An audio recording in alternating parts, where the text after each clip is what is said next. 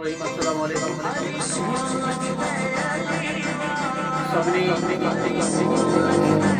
cricket show का colour I नौजवान इतना तो गुजरियल साल कामयाब बाबरा प्रीमियर लीग का मेरे साथ 7 जनवरी से इंशाअल्लाह बाबरा प्रीमियर लीग आगाज करे हुए में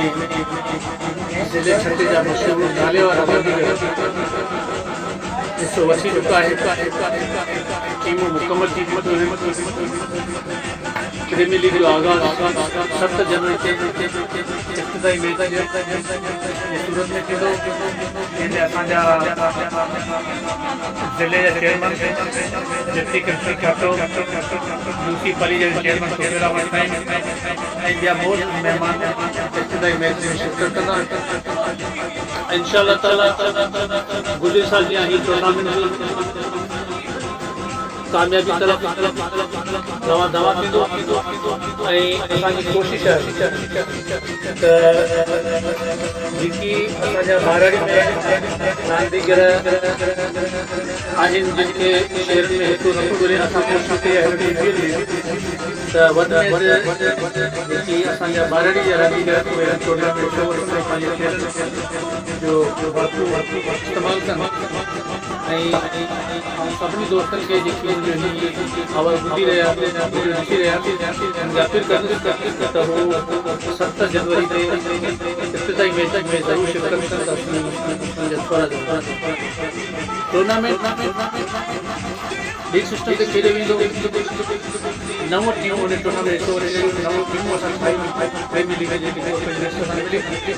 ऐं ही टूर्नामेंट टे रात ते हूंदो हर मैच 12 ओवर हूंदो जंहिंमें 3 ओवर हारिया हूंदा इन जे अलावा रांदीगर वारी शर्त जेका कमेटी असां पंहिंजी तरफ़ां ॾेई रहिया आहियूं ऐं बाक़ाइदे शर्त ते नालो बि हूंदो ऐं 14 साल समेत उहो छोकिरो ग्राउंड में लहंदो अंपायर जो फ़ैसिलो आख़िरी हूंदो को बि एतिराज़ न हूंदो ऐं हर मैच में मैन ऑफ द मैच जो इनाम आहे 37 स्कोर कंदड़ रांदीगर खे कमेटी तरफ़ां 1000 इनाम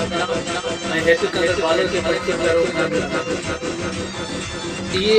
टूर्नामेंट का कायदा है इंशाअल्लाह ताला 7 जनवरी से इब्तिदाई मैच के प्रोग्राम के